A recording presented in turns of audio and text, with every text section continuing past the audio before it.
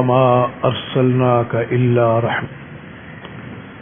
سبحان ربك رب العزة عما يصفون وسلام على المرسلين والحمد لله رب العالمين. اللهم صل على سيدنا محمد وعلى آل سيدنا محمد وبارك وسلم. اللهم صل على سيدنا محمد وعلى آل سيدنا محمد وبارك وسلم.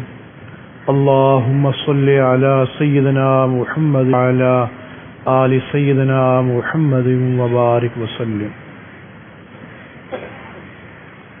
دنیا میں ہم دیکھتے ہیں مختلف دوائیوں کے ڈبوں کے اوپر لکھا ہوتا ہے کہ اس دوائی کو استعمال کرنے سے پہلے اچھی طرح ہلا لیں تاکہ یہ بہتر طور پہ قابل استعمال بن سکے. کئی جوس کے ڈبوں کے اوپر بھی لکھا ہوتا ہے. اسی طرح تب تعالیٰ بھی جب کسی بندے کو کوئی اونچا مقام عطا فرماتے ہیں اس سے پہلے اس بندے کو آزمائش میں ڈالتے ہیں. تو آزمائش سے جب یہ بندہ نکل جاتا ہے پھر اس بندے کو وہ اونچا مقام عطا فرماتے ہیں. قرآن مجید میں رب تعالیٰ ارشاد فرماتے ہیں وَإِذِ ابْتَلَىٰ إِبْرَاهِيمَ رَبُّهُ بِكَلِمَاتٍ فَأَتَمَّهُنَّ قَالَ إِنِّي جَاعِلُكَ لِلنَّاسِ إِمَامًا.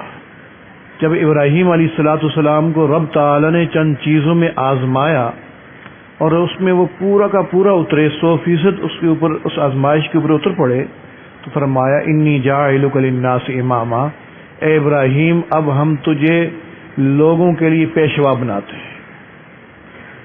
ابراہیم علیہ السلام کو کتنا آزمایا گیا ہم واقعات سنتے رہتے ہیں، میں اس طرف نہیں جانا چاہتا. ایک آدھ واقعہ سنا کے بعد آگے چلاؤں گا. عمر 86 سال ہو گئی، دعا کرتے ہیں اللہ مجھے نرینہ اولاد عطا فرما. رب تعالیٰ نے ایک بیٹا عطا فرمایا، اس کا نام اسماعیل رکھا. یہ اسماعیل 6 سال کا ہوا، حکم ہوا کہ اس کو میرے راستے میں قربان کر دو. خواب دیکھا تھا، صبح اٹھے سمجھ نہ آیا، 100 اونٹ اللہ کے راستے میں قربان کر دیے. دوسری رات پھر یہ خواب دیکھتے ہیں کہ اپنے بیٹے کو اللہ کے راستے میں قربان کر رہے ہیں، اٹھے 100 اونٹ اللہ کے راستے میں قربان کر دیے. تیسری رات پھر یہی خواب دیکھا، سمجھ گئے کہ رب تعالیٰ کوئی اونچی قربانی چاہتے ہیں. اپنی اہلیہ سے فرمایا کہ بیٹے کو نہلاؤ دھلاؤ، اچھے کپڑے پہناؤ، میں اس کو کسی بڑے سے ملاقات کے لیے لے کے جانا چاہتا ہوں. نہلایا دھلایا گیا، کنگا کیا، اچھے کپڑے پہنائے، خوشبو لگائی، لے کے چل پڑے. جاتے ہوئے چھری بھی لے لی، ایک رسی بھی لے لی.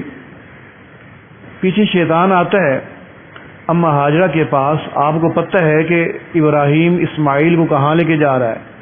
بتلا رہے تھے کسی بڑے سے ملاقات کے لے کے جانا ہے. نہیں، اس کو ذبح کرنے لے کے جا رہا ہے. کوئی باپ اپنے بیٹے کو ذبح نہیں کر سکتا. نہیں، اللہ کا حکم ہے.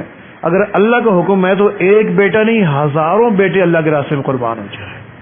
یہ مردود وہاں سے بھاگا، اسماعیل علیہ السلام کے سامنے کھڑا ہو گیا. اسماعیل آپ کو پتہ ہے کہ آپ کے والد آپ کو کہاں لے کے جا رہے؟ بتلا رہے تھے کسی بڑے سے ملاقات کی لے کے جانا ہے. نہیں نہیں، تجھے ذبح کرنے لے کے جا رہا ہے. کوئی باپ اپنے بیٹے کو ذبح نہیں کر سکتا. نہیں، اللہ کا حکم ہے. اگر اللہ کا حکم ہے تو ایک دفعہ نہیں، ہزاروں بار میں قربان ہونے کے لیے تیار ہوں. وہاں بھی اس کی نہ چلی تو گیا ابراہیم علیہ السلام کے سامنے کھڑا ہو گیا. کہنے لگا ابراہیم دیکھو، قابیل نے حابیل کو قتل کیا تھا، آج تک دنیا لعنت برساتی ہے. کیسا بھائی تھا جس نے اپنے بھائی کو قتل کر دیا. ایک خواب ہی تو ہے، تم اس کے اوپر عمل کرنے کے لیے جا رہے ہو، اس کو ذبح کرنے پر. کل لوگ کیا کہیں گے؟ کیسا باپ تھا جس نے اپنے بیٹے کو ذبح کر دیا. فوراً سمجھ گئے شیطان مردود ہے، کنکریاں اٹھائیں، اس کو ماری.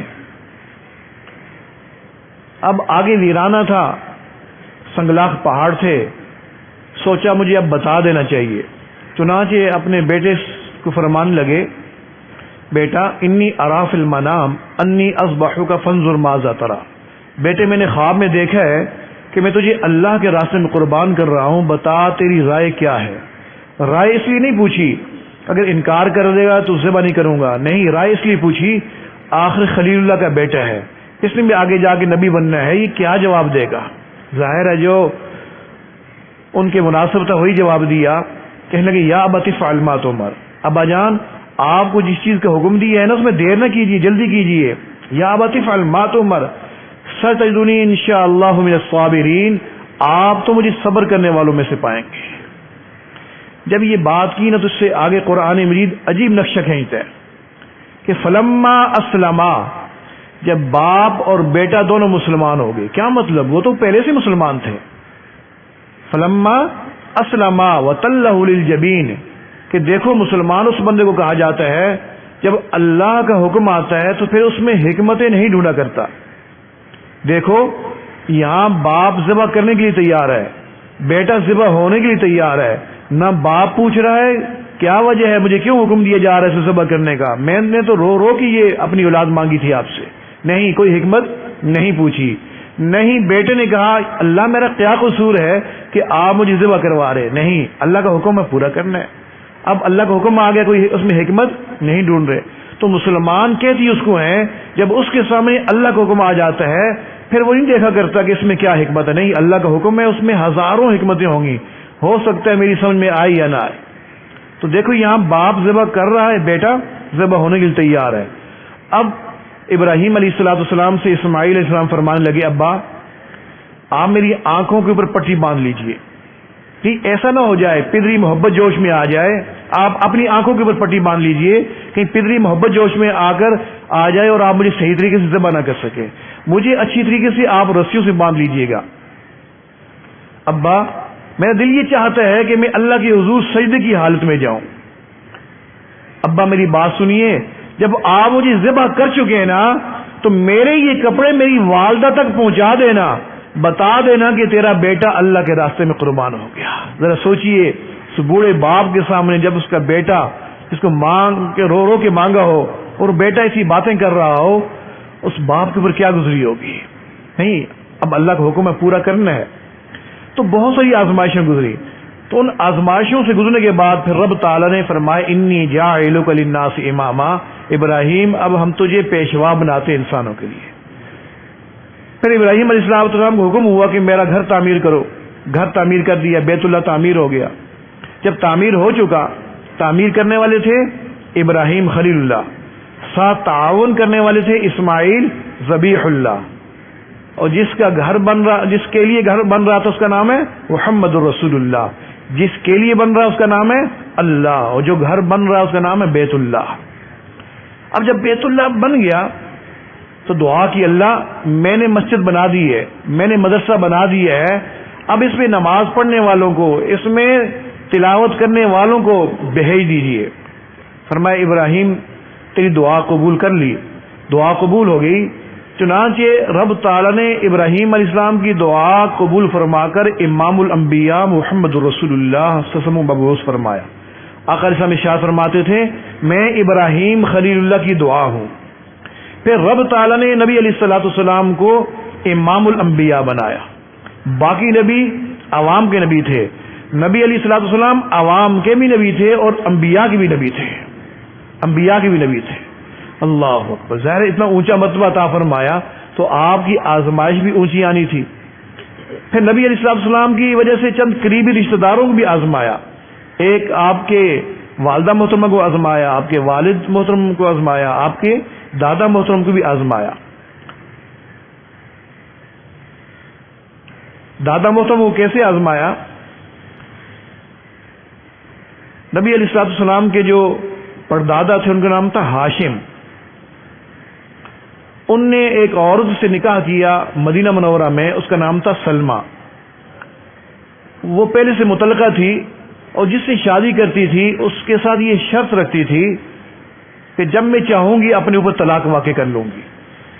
چنانچہ یہ شادی کر کے آگے رب تعالیٰ نے ان کو ایک بیٹا عطا فرمایا جس کا نام ان نے بچپن میں شیبہ رکھا. شیبہ اس لیے رکھا کہ اس بچے کے کچھ بال سر کے پچھلے حصے سے کچھ سفید تھے تو نام شیبہ پڑ گیا. اللہ کا کرنا یہ شیبہ جو بعد میں جا کے عبد المطلب بنے، یہ شیبہ 4 ماہ کے تھے کہ ان کے والد کا انتقال ہو گیا. آپ بتائیے کہ جو بچہ یتیم ہو جاتا ہے اس کے لیے زندگی گزارنا کتنا مشکل ہو جاتا ہے.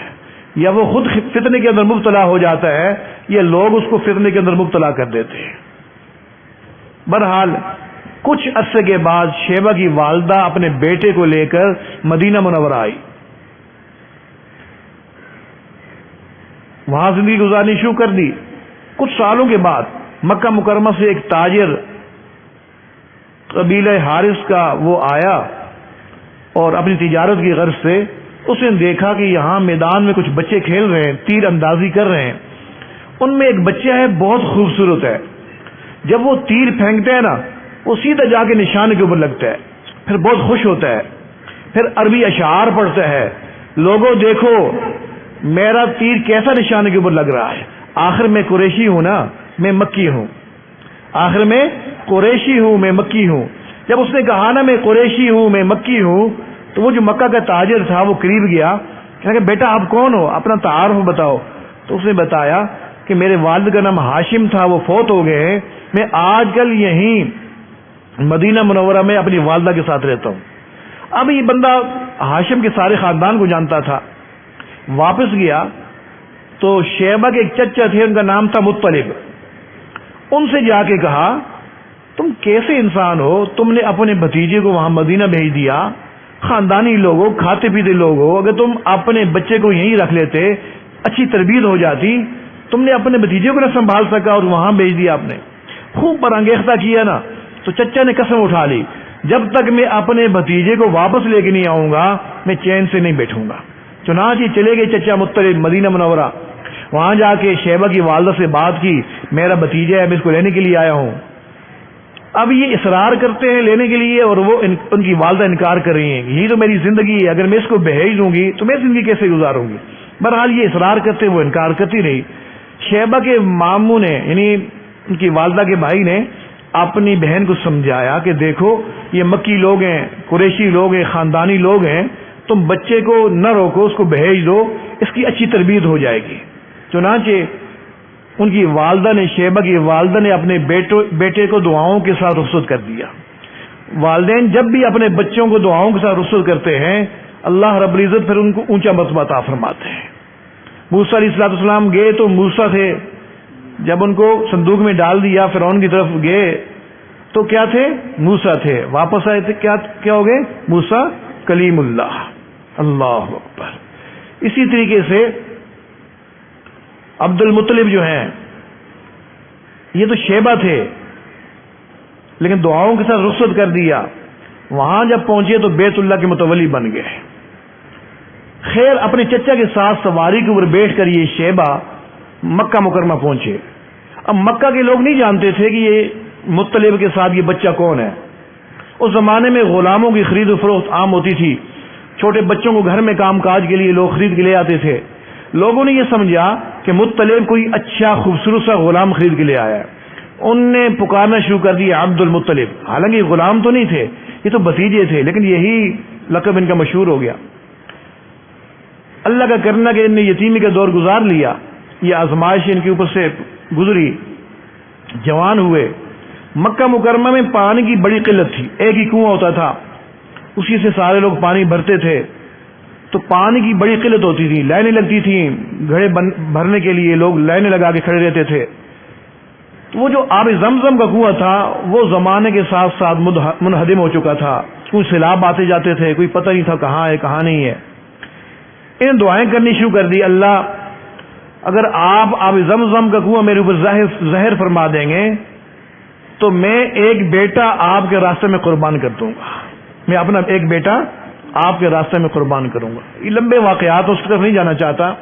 مختصر یہ کہ انہوں نے ایک جگہ کھودنا شروع کر دیا، زمین کھودنی شروع کر دی. لوگ کہنے لگے کیا کر رہے ہو عبد المطلب؟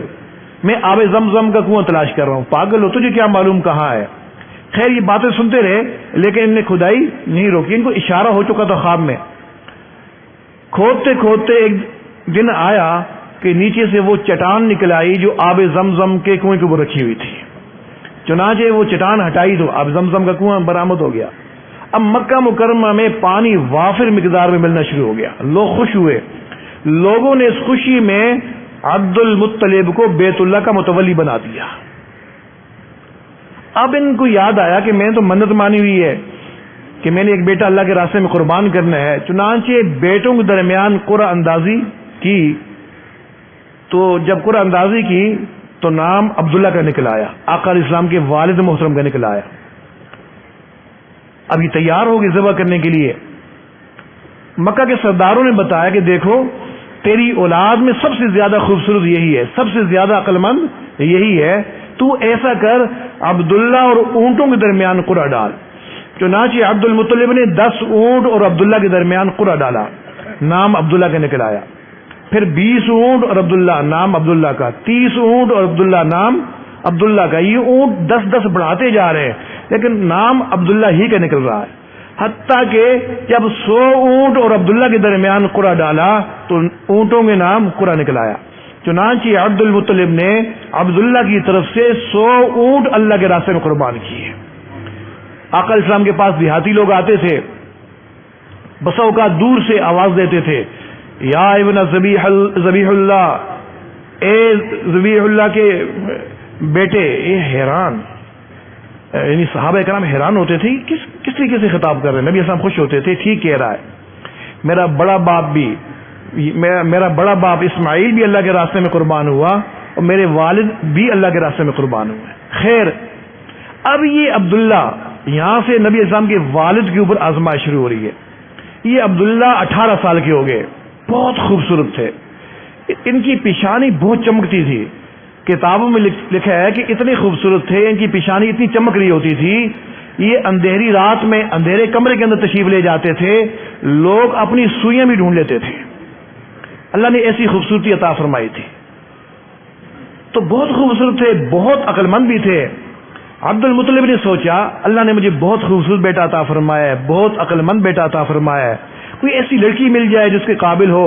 مکہ مکرمہ میں دیکھا، کوئی ایسی لڑکی نظر نہ آئی. سوچا چلو مدینہ منورہ کے اندر دیکھ لیتا ہوں. مدینہ منورہ جو ہے تشریف لے گئے تو وہاں ایک لڑکی کے اوپر نظر پڑی، بہت خوبصورت، بڑی عقل مند، بڑی سلیقے والی. عمر بھی اس کی 16 سال اور نام اس کا آمنہ. چنانچہ نسبت طے ہو گئی. عبداللہ اپنی اہلیہ محترمہ کے ساتھ مکہ مکرمہ تشریف لے آئے. اللہ اکبر. جب مکہ مکرمہ تشریف لائے، کچھ مہینے گزارے. کچھ مہینے کے بعد عبداللہ اپنی اہلیہ سے فرمانے لگے، آمنہ کافی عرصہ ہو گیا ہے، کافی عرصہ ہو گیا میں گھر بیٹھا ہوں، کوئی کام کاج بھی نہیں کیا، کوئی کاروبار بھی نہیں کیا. آج کل ایک قافلہ جا رہا ہے شام کی طرف تجارت کی غرض سے. دل یہ چاہتا ہے اگر تم اجازت دے دو میں بھی کچھ تجارت کر لوں. تو اس زمانے میں قافلے جاتے تھے، 2-3 مہینے آنے جانے میں لگ جایا کرتے تھے. سیدہ آمنہ خاموش ہو گئی کیونکہ آپس میں محبت بہت زیادہ تھی. فرمانے لگے، آمنہ تو کیوں اداس ہو گئی ہے، تو پریشان نہ ہو. جب میں واپس آؤں گا نا، میرا دل یہ چاہتا ہے کہ تم نہا دھو کر اچھے کپڑے پہن کر دروازے کے پیچھے کھڑی ہو. جیسی میں گھر کا دروازہ کھولوں نا، میری نظر گھر میں سب سے پہلے تمہارے اوپر پڑے. اب اس محبت کی بات تھی. فرمایا ٹھیک ہے. چلے گئے. 2-3 مہینے کے بعد قافلہ آیا، گھنٹیاں بجنی شروع ہو گئیں، لوگ استقبال کے لیے باہر نکل آئے. کسی کے والد، کسی کے بیٹے، کسی کے بھائی، کسی کے خاوند گئے ہوئے تھے. ساری مرد اور عورتیں استقبال کے لیے باہر نکل آئے. خوشی تھی، گھنٹیاں بج رہی تھیں. سیدہ آمنہ بھی نہا دھو کر اچھے کپڑے پہن کر دروازے کے پیچھے کھڑی اپنے خاوند سیدنا عبداللہ کا انتظار کرنے لگ گئی. ایک آیا، دوسرا آیا، ساری آگے، سبھی آگے، مگر عبداللہ نہ آئے. لوگوں سے پوچھا کہ عبداللہ کہاں ہے. لوگوں نے بتلایا کہ عبداللہ ہمارے ساتھ ہی آ رہے تھے، مدینہ منورہ پہنچ کے ان کو بخار شروع ہو گیا تھا، ہم وہی ان کے رشتہ داروں کے ان کو چھوڑ کے آ گئے. 2-3 دن کے بعد عبداللہ کے کچھ رشتہ دار ان کی خیر خبر پتہ کرنے کے لیے مدینہ کی طرف چل پڑے. یہ بھی درمیان ہی میں پہنچے تھے، سفر کے درمیان ہی میں تھے کہ ان کو خبر پہنچ گئی کہ عبداللہ اللہ کو پیارے ہو گئے.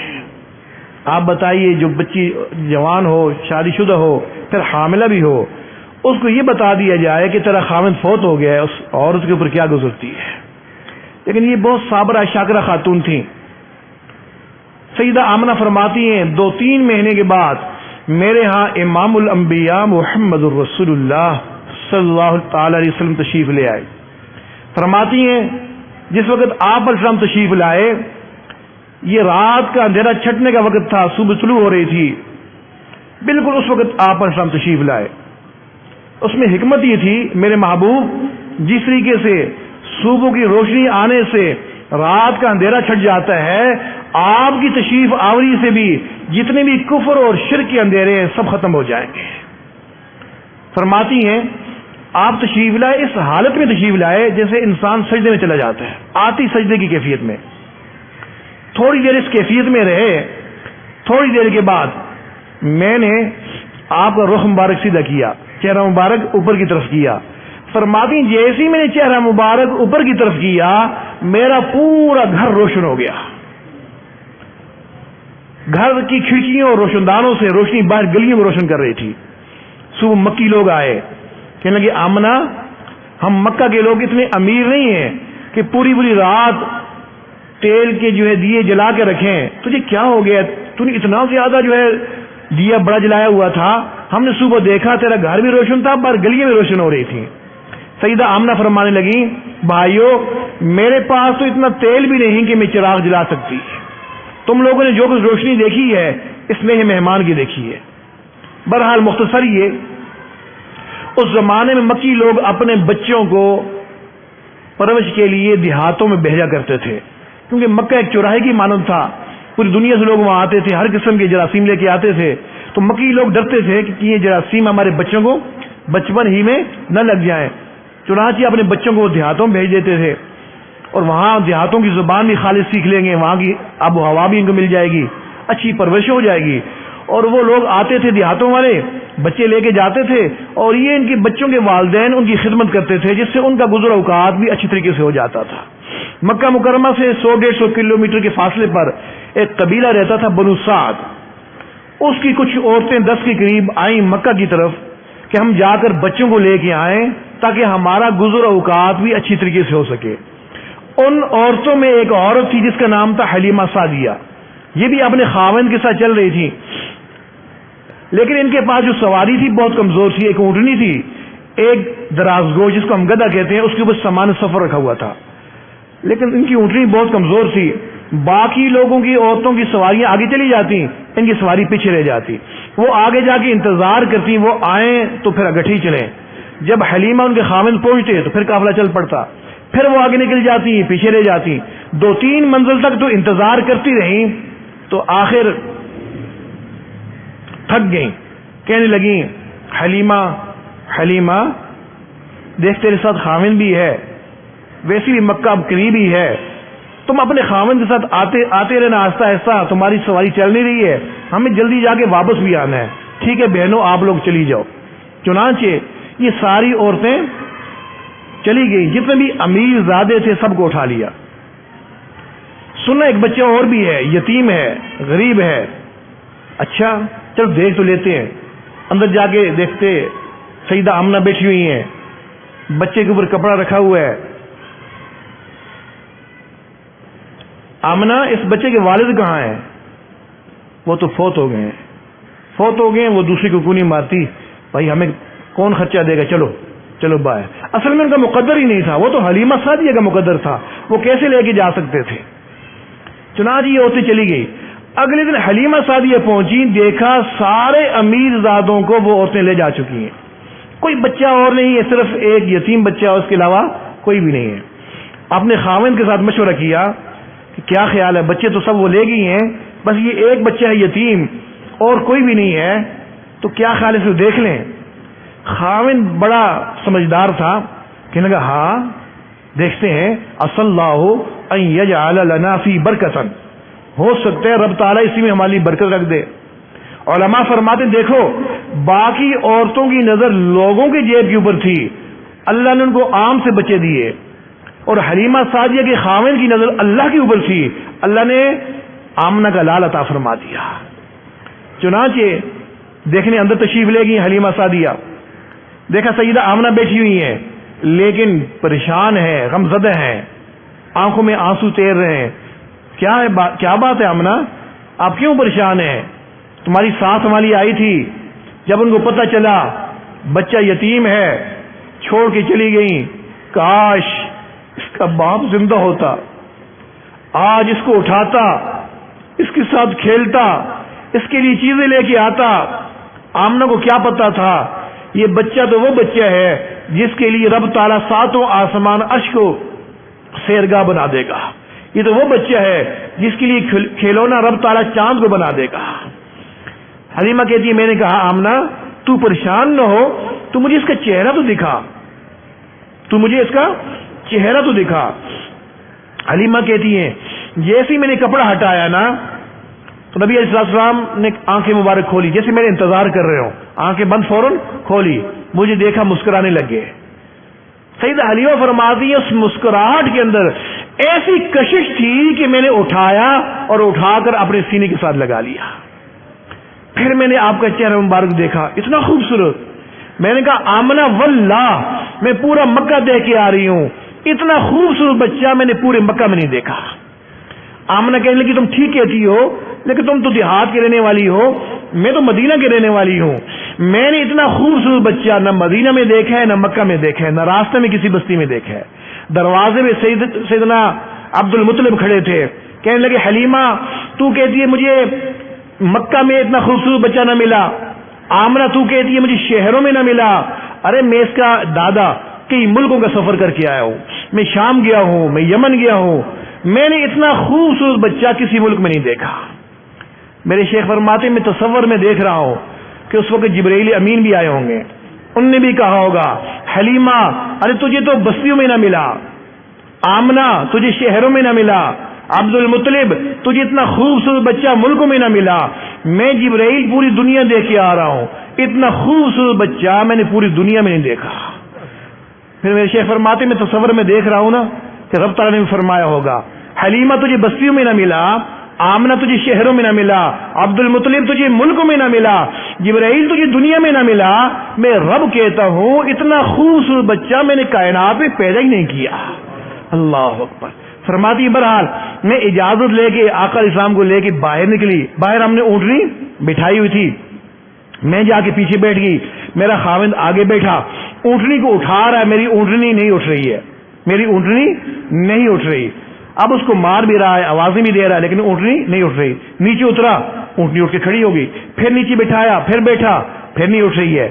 اب میرا خاوند کہنے لگا آمنہ مجھے لگتا ہے یوں ہے کچھ بوجھ کا مسئلہ بن گیا ہے، چونکہ کمزور ہے اونٹنی، لگتا ہے کچھ بوجھ کا مسئلہ بن گیا ہے، تم بچے کو لے کے آگے بیٹھو، میں پیچھے بیٹھ جاتا ہوں۔ سیدہ حلیمہ فرماتی جیسے میں نبی اسلام کو لے کے آگے بیٹھی، میرا خاوند پیچھے بیٹھا، وہ اونٹنی اٹھی اور اس نے اٹھ کے بھاگنا شروع کر دیا۔ دراصل رب تعالیٰ یہ بتانا چاہتے تھے حلیمہ یہ کیسے ہو سکتا ہے جس کو میں نے کائنات کا سردار بنانا ہے وہ پیچھے ہو، تیرا خاوند آگے ہو، یہ تو حرام اونٹنی کے اوپر کہ اٹھ جائے۔ تو جیسے نبی صلی اللہ علیہ وسلم آگے تشریف فرما ہوئے تو وہ اونٹنی اٹھی اور اس نے بھاگنا شروع کر دیا۔ اتنا بھاگی وہ لوگ جو وہ عورتیں جو ایک دن پہلے جا چکی تھیں ان کو جا کے پکڑ لیا۔ انہوں نے دیکھا پیچھے سے سواری آ رہی ہے، گتوں کا بار اٹھ رہا ہے، بڑی تیزی سے آ رہی ہے اور ان کے قریب سے گزر رہی ہے۔ کہنے لگے حلیمہ کل تو تیری سواری چل نہیں رہی تھی، لگتا یہ ہے تو نے نئی سواری خرید لی ہے۔ نہیں بہنوں، سواری وہی ہے، یہ ساری برکات اس سوار کی ہیں۔ اب دوسروں سے پہلے وہ اپنے گھر پہنچ گئی۔ حلیمہ کہتی ہیں کہ ہمارے علاقے میں قحط تھا، کھانے کو بہت کم مل رہا تھا، میں کمزور تھی، میری چھاتیوں میں دودھ بھی نہیں تھا، مجھے یہ غم کھائے جا رہا تھا کہ اس مہمان کا اکرام کیسے ہوگا، یہ تو بہت برکتوں والا ہے، لیکن اس کی برکتیں مجھے محسوس ہونا شروع ہو گئیں۔ اچانک میں نے چھاتیوں میں دودھ محسوس کیا، میری جسم کے اندر بھی طاقت آ رہی ہے، میں حیران جیسے جوانی آ رہی ہے۔ اب خیال یہ آ رہا ہے کہ آگے جو ہے بکریوں کے تھنوں میں بھی دودھ ہوگا کہ نہیں ہوگا، پتہ نہیں بیٹی چرانے کے لیے ان کو لے کے بھی گئی یا نہیں لے کے گئی۔ یہ سوچو میں تھی کہ گھر پہنچی تو میں نے کیا دیکھا، میری ساری بکریاں گھر میں ہیں، سب کے تھن دودھ سے بھرے ہوئے ہیں۔ میں نے خوب دودھ نکالے، سارے برتن بھر لیے، وہاں بھی بڑے واقعات پیش آئے، میں اس طرف نہیں جانا چاہتا، ایک آدھ واقعہ سنا کے بات آگے چلاؤں گا۔ ایک دن عورتیں آ گئی، حلیمہ سچ بتا تو اپنی بکریاں کہاں بیچتی ہے؟ تیری بکریاں جہاں جاتی ہیں نا تو واپس آتی ہیں، ان کے تھن بھی دودھ سے بھرے ہوتے ہیں، وہ جان بھی پکڑ رہی ہیں، ہماری بکریاں کمزور ہیں، لاغر ہیں، دودھ بھی نہیں ہے، تو کہاں بیچتی ہے؟ کیا بہنوں چراگاہ تو وہی ہے جہاں تمہاری بکریاں جاتی ہیں، یہ ساری برکات اس مہمان کی ہیں۔ ایک دن اسی طریقے سے دیکھا حلیمہ نے کہ آج ان کی بیٹی شیمہ گھر میں لیٹی ہوئی ہے اور بکریاں ساری گھر میں موجود ہیں، سورج کافی اوپر چڑھ چکا ہے، ابھی تک چرانے کے لیے لے کے نہیں گئی۔ تو کہا شیمہ آپ بکریاں لے کے نہیں گئی؟ امی میں آج بکریاں لے کے نہیں جاؤں گی۔ کیوں؟ امی یہ بکریاں جو بھاگتی رہتی ہیں، گرمی بڑی شدید ہوتی ہے، میں تھک جاتی ہوں، میں نہیں لے کے جاؤں گی۔ شیمہ تیرے والد تو بوڑھے ہیں، وہ تو نہیں لے جا سکتے، آخر تجھے لے جانا پڑے گا، اور تو تیرا یہاں کوئی بھی نہیں، گھر میں بھائی بھی کوئی نہیں ہے۔ امی ایک شرط یہ ہے کہ اگر آپ میرے اس بھائی محمد کو میرے ساتھ بھیج دو گے نا، پھر میں بکریاں لے کے جاؤں گی۔ شیمہ یہ تو بچہ چھوٹا ہے نا، یہ تو دودھ یہ تو گود والا بچہ ہے، تم اس کو سنبھالو گی، بکریوں کو سنبھالو گی؟ امی بھائی کو بھی سنبھال لوں گی، بکریاں بھی سنبھال لوں گی۔ شیمہ بات کھل کے کرو، کیا کہنا چاہتی ہو؟ امی جس دن میں اپنے بھائی محمد کو ساتھ لے کے جاتی ہوں نا، تو اس دن مجھے گرمی بالکل نہیں لگتی، میں جہاں بھی چل رہی ہوتی ہوں میرے اوپر ایک بادل سائے کیے رہتا ہے۔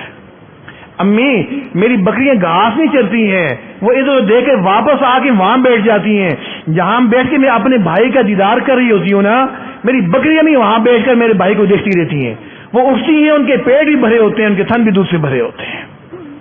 ایک دن اسی طریقے سے شیمہ بکریاں لے کے گئی ہوئی تھی، تھوڑی دیر گزری واپس آئی، امی امی کیا ہوا بیٹا؟ امی کچھ لوگ آئے، ان نے میرے بھائی کو پکڑا، میرے بھائی کا سینہ جو ہے کاٹ دیا۔ حلیمہ کہتی ہے کہ میرے پاؤں کے نیچے زمین نکل گئی، ہائے یہ بچہ اتنی برکتوں والا ہے، کوئی دشمن آ گیا جس نے ان کو جو ہے کچھ نقصان پہنچا دیا۔ فرماتی میں دوڑتی دوڑتی چراگاہ میں پہنچی، میں نے دیکھا وہاں کوئی انسان تو نظر نہیں آ رہا، البتہ آقا اسلام ایک جگہ کھڑے ہیں، کچھ غمزدہ ہیں، پریشان ہیں۔ میں فوراً گئی، جا کے میں نے رخساروں کا بوسہ لیا، چادر ہٹائی، دیکھا زخم تو کوئی بھی نہیں ہے، البتہ کچھ ایک لکیر سی پڑی ہے، نشان سا پڑا ہوا ہے، لیکن سمجھ نہیں آ رہی کیا ہے۔ گھبرا گئی، بچہ بہت برکتوں والا ہے، کوئی اس کو نقصان نہ پہنچا دے، اس سے پہلے کوئی نقصان پہنچائے، مجھے چاہیے کہ میں اس کو واپس چھوڑ کے آؤں اس کی والدہ کے پاس۔ آقا علیہ السلام ارشاد فرماتے ہیں میں 5 سال 2 ماہ کا تھا کہ میری دائی اماں سیدہ حلیمہ مجھے لے کے میری والدہ کے پاس مکہ مکرمہ آ گئی۔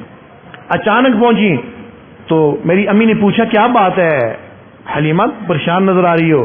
تو سارے واقعات سنائے۔ سیدہ آمنہ مسکرانے لگی، ارے حلیمہ تم پریشان ہو گئی ہو، یہ برکتیں تو میں اس وقت سے دیکھ رہی ہوں جب ابھی یہ پیدا بھی نہیں ہوا تھا۔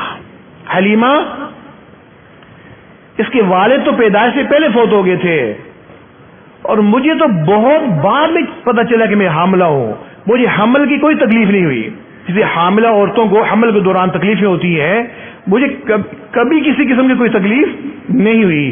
ہاں یہ ہوتا تھا میں بسا اوقات رات کو باہر نکلتی تھی، آب زمزم کے کنویں کی طرف جاتی تھی پانی بھرنے کے لیے، جب پانی بھرنے کے لیے باہر جاتی تھی نا، وہ آسمان کے ستارے جھک کے مجھے سلام کرتے تھے۔ یہ بھی ہوتا تھا میں آب زمزم کے کنویں کے اوپر جاتی تھی نا، تو پانی بھرنے کے لیے مجھے نیچے جھکنے کی ضرورت نہیں پڑتی تھی، پانی خود بخود اوپر آ جاتا تھا، جوش مارتا تھا اوپر آتا تھا، میں اوپر سے بھر لیتی تھی۔ بس اوقات مکہ کی اور لڑکیاں مجھے پکڑ لیتی تھی، آمنہ خدا کے لیے تو یہاں کھڑی رہے، تو کھڑی ہوتی ہے پانی بھرنے میں آسانی ہوتی ہے، تو چلی جاتی ہے پانی بہت نیچے چلا جاتا ہے۔ ایسا بھی ہوتا تھا میں مکہ کے پہاڑوں کے درمیان چل رہی ہوتی تھی، کئی دفعہ میں نے دیکھا کہ درخت زمین چیرتے ہوئے آتے تھے اور مجھے سلام کرتے تھے۔ ایسا بھی ہوتا تھا ہر روز کوئی نہ کوئی پیغمبر آتے تھے مجھے خواب میں اور آ کر مجھے مبارکباد دیتے تھے۔ ایک دفعہ میں مکہ کی وادی میں چل رہی تھی، اچانک آواز آئی، آمنہ آمنہ تجھے پتہ ہے تیرے پیٹ میں کیا ہے؟ یہ سید الاولین والآخرین ہے۔ بہرحال سیدہ حلیمہ اجازت لے کے چلی گئیں۔ نبی اسلام ارشاد فرماتے ہیں کچھ مہینوں بعد جب میں 6 سال 2 ماہ کا ہوا، 6 سال 2 ماہ کا ہوا، یہاں سے آقا علیہ الصلوۃ والسلام کے اوپر آزمائش شروع ہو رہی ہے۔ فرماتے ہیں جب میں 6 سال 2 ماہ کا ہوا، میری والدہ نے سوچا کیوں نہ میں اس کو مدینہ منورہ لے کے جاؤں تاکہ اس کے ماموں اس کو دیکھیں اور خوش ہوں۔ ہم مدینہ منورہ جو ہے پہنچ گئے، 5 دن ہم ماموں کے گھر میں ٹھہرے۔ ایک دن مجھے امی کہنے لگی آؤ بیٹا کہیں چلتے ہیں، مجھے اتنا سا یاد ہے میری امی مجھے لے کے جا رہی تھی، ایک جگہ مٹی کا ڈھیر تھا، میری امی وہاں بیٹھ گئی، مجھے نہیں پتا یہاں کیا ہے۔ تھوڑی دیر کے بعد میری امی کچھ پڑھ رہی تھی، کچھ بول رہی تھی، میں نے امی کی طرف دیکھا، امی کی آنکھوں میں آنسو بھی آ رہے ہیں، کچھ بول رہی ہیں۔ علماء نے لکھا ہے ہو سکتا ہے اس وقت سیدہ آمنہ سیدنا عبداللہ کی قبر کے اوپر جا کر یہ کہہ رہی ہوں، عبداللہ جب آپ شام کی طرف جا رہے تھے آپ نے مجھ سے وعدہ کیا تھا کہ جب قافلہ واپس آئے گا لوگ استقبال کے لیے آئیں گے، گھنٹیاں بجنی شروع ہو جائیں گی، تم بھی نہا دھو کر اچھے کپڑے پہن کر دروازے کے پیچھے کھڑی میرا انتظار کرنا۔ عبداللہ قافلہ تو آ گیا تھا، گھنٹیاں بجنی بھی شروع ہو گئی تھی، میں بھی نہا دھو کر اچھے کپڑے پہن کر آپ کا انتظار کرتی رہی۔ عبداللہ سب آ گئے مگر آپ نہ آئے، آج میں آپ سے ملنے کے لیے خود ہی آ گئی ہوں۔ اٹھو نا، دیکھو نا اللہ نے تجھے کتنی بہترین نعمت سے نوازا ہے۔ نبی اسلام شاہ فرماتے ہیں پھر میں نے دیکھا کہ میری امی کے آنسو ان کے رخساروں کو تر کرتے ہوئے زمین کے اوپر گر رہے تھے، تو میں نے بھی رونا شروع کر دیا۔ بچہ دیکھتے نا ماں پریشان ہو، رو رہی ہو، تو بچہ بھی رونا شروع کر دیتا ہے۔ نبی اسلام شاہ فرماتے جب میری امی نے دیکھا کہ میں رو رہا ہوں تو میری امی وہاں سے اٹھ گئی، اپنے آنسو بھی صاف کیے، میرے آنسو بھی صاف کیے، اور پھر مجھے لے کے ماموں کے گھر میں آ گئی۔ کچھ دن ہم اور ماموں کے گھر میں ٹھہرے۔ ایک دن امی کہنے لگی بیٹا تیاری کرو، آج ہم لوگوں نے واپس جانا اپنے گھر مکہ مکرمہ۔ میں، میری والدہ محترمہ، ہماری باندھی ام ایمن، ہم 3 لوگ مدینہ منورہ سے مکہ مکرمہ کی طرف چلے۔ جو لوگ مکہ مکرمہ مدینہ منورہ گئے ہوئے ہیں، آج 1500 سال گزر گئے، ہم دیکھتے ہیں آج بھی مکہ اور مدینہ کے درمیان آبادیاں نہیں ہیں۔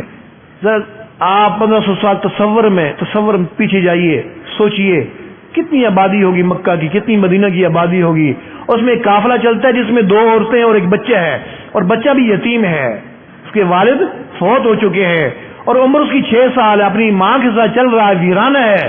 اچانک اس کی آنکھوں کے سامنے ماں بھی فوت ہو جائے، اس بچے کے اوپر کیا گزری ہوگی۔ نبی علیہ السلام شاہ فرماتے ہیں جب مدینہ منورہ سے ہم چلے، اب ہوا کے مقام کے اوپر پہنچے، اچانک میری امی کوئی تکلیف ہوئی، میری امی سواری سے نیچے گر گئی۔ اب میں بھی اٹھا رہا تھا، امی ایمن بھی اٹھا رہی تھی، میری امی کوئی جواب نہیں دے رہی تھی۔ ہمارا بھی فوت ہوتا ہے تو کتنے لوگ جمع ہو جاتے ہیں، رشتہ دار، علاقے والے ہمیں تسلیاں دیتے ہیں، حوصلہ دیتے ہیں۔ ذرا سوچئے 6 سال کا بچہ ہے، ویران ہے اور یتیم بھی ہے، اس کی آنکھوں کے سامنے ماں بھی فوت ہو جائے۔ اللہ اکبر۔ نبی اسلام ارشاد فرماتے جب کوئی بندہ بھی اس ویرانے میں ہماری طرف آتا ہوا دکھائی نہ دیا، کافی دیر گزر گئی تو میں نے رونا شروع کر دیا۔ ام ایمن بھی رو رہی ہے، پریشان ہے۔ جب کافی دیر گزر گئی تو پھر ام ایمن نے یہ کیا کہ اوپر پہاڑی کے اوپر چڑھی، کسی انسان کو تو دیکھیں، دور سے صحرا میں کچھ لوگ جا رہے تھے، تو ام ایمن نے اس زمانے کے لحاظ سے یوں کپڑا ہلایا۔ یہ کپڑا ہلانا علامت ہوتی تھی کہ کوئی بندہ انتہائی مصیبت میں پھنسا ہوا ہے۔ چنانچہ ان لوگوں نے کپڑا ہلتا ہوا دیکھا تو ہماری طرف آئے، میری امی کو دیکھا، ہلایا، میری امی نے کوئی جواب نہ دیا۔ آقا علیہ السلام شاہ فرماتے ہیں پھر مجھے اتنا سا یاد ہے ان لوگوں نے کوئی چیز بچھائی تھی، اس کے اوپر میری امی کو لٹا دیا تھا اور اٹھا کے چل پڑے تھے۔ میں نے بھی اس کا ایک کنارہ پکڑا ہوا تھا، میں ان کے ساتھ ساتھ چلتا بھی جا رہا تھا، رو بھی رہا تھا اور یہ کہہ رہا تھا امی یہ لوگ آپ کو کہاں لے کے جا رہے ہیں؟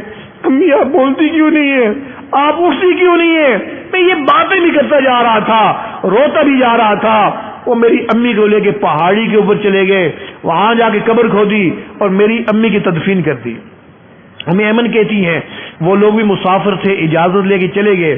اب ادھر میں بیٹھی رو رہی ہوں، ادھر آقا علیہ السلام اپنی والدہ کی قبر کے ساتھ چمٹے ہوئے زار و قطار رو رہے۔ کوئی انسان نہیں ہے جو آ کے ہمیں یہاں سے اٹھاتا۔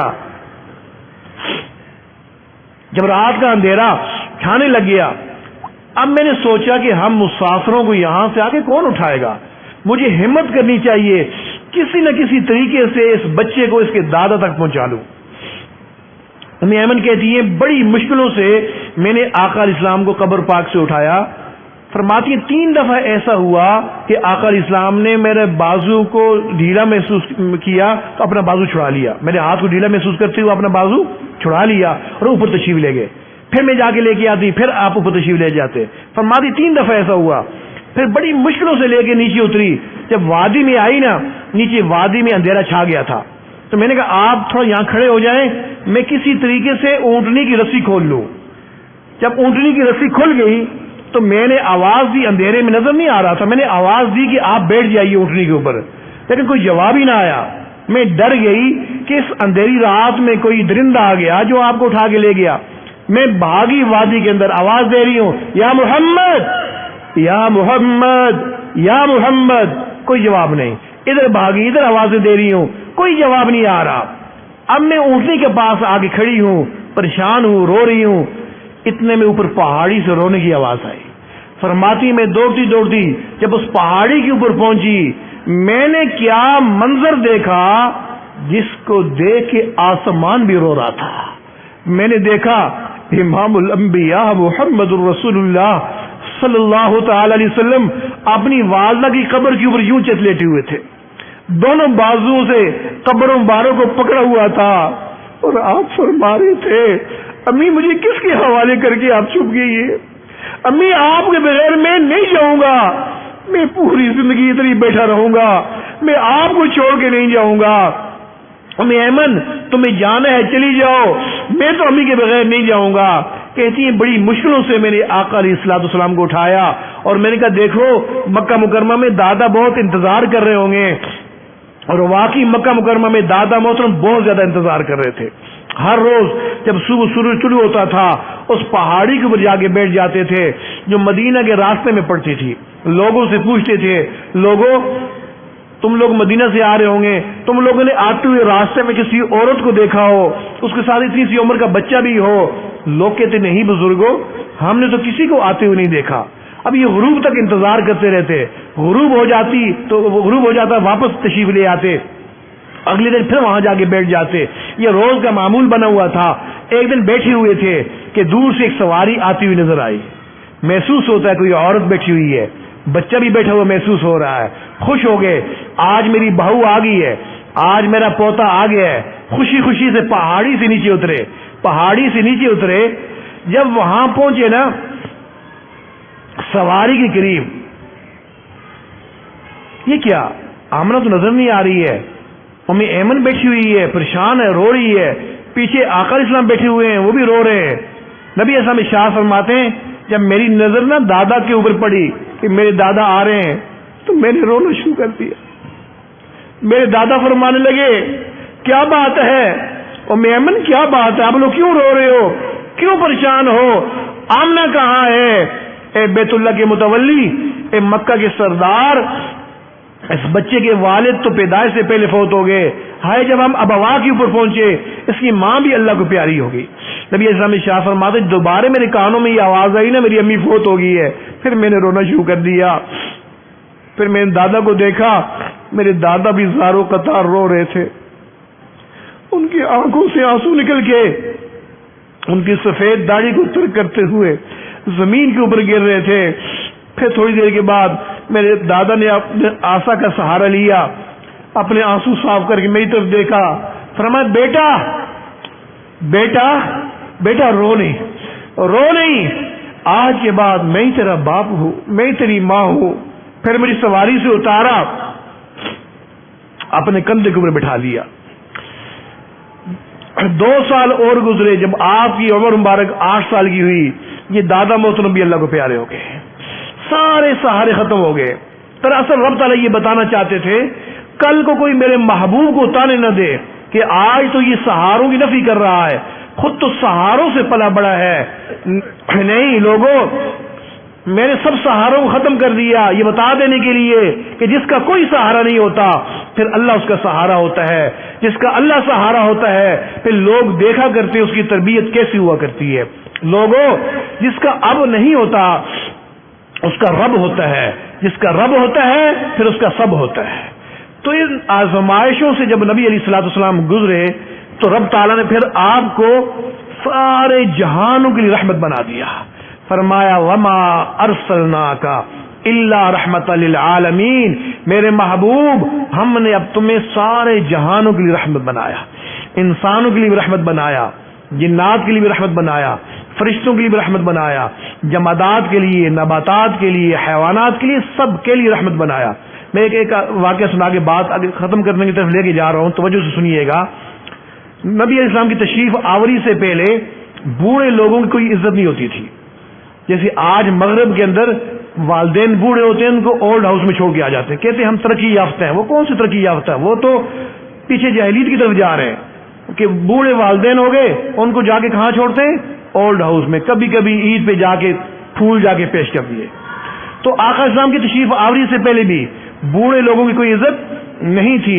امام الانبیاء محمد الرسول اللہ صلی اللہ تعالی وسلم تشریف لائے۔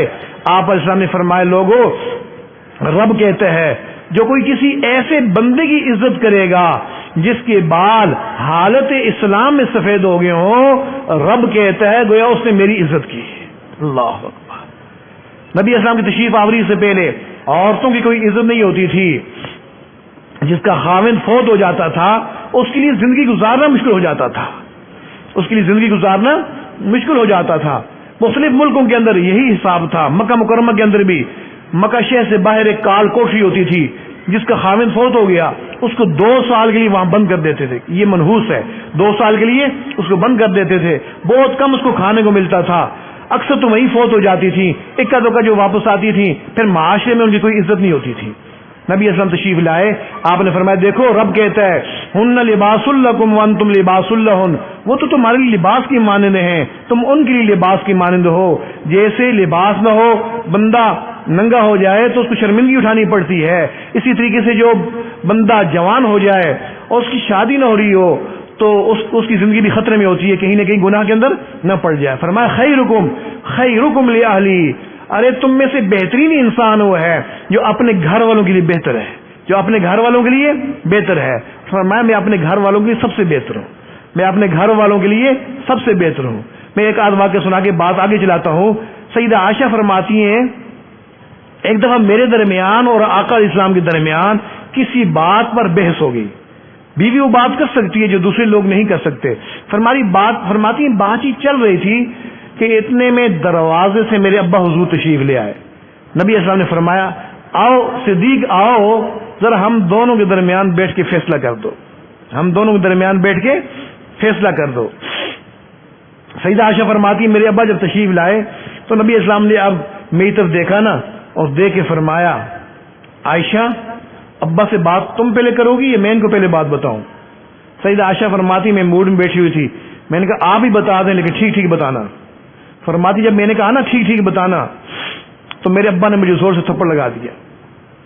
عائشہ کیا بات کرتی ہو، اللہ کے رسول ٹھیک نہیں بتائیں گے تو کون ٹھیک بتائے گا؟ فرماتی مجھے تھپڑ لگا تو میں آقا علیہ السلام کے پیچھے چھپ کے کھڑی ہو گئی کہ دوسرا تھپڑ مجھے نہ لگ جائے۔ فرماتی ہیں جیسے نبی السلام نے دیکھا نا مجھے تھپڑ لگا ہے، نبی السلام نے فرمایا اوہو صدیق تم نے کیا کر دیا، تجھے میں نے مارنے کو تو نہیں کہا تھا نا، فیصلہ کرنے کا کہا تھا، اچھا تم چلے جاؤ ہم دونوں میاں بیوی خود ہی فیصلہ کر لیں گے۔ فرماتی ہیں جیسے میرے ابا باہر تشریف لے گئے، اب نبی السلام نے چہرے کے اوپر مسکراہٹ تعریف فرمائی۔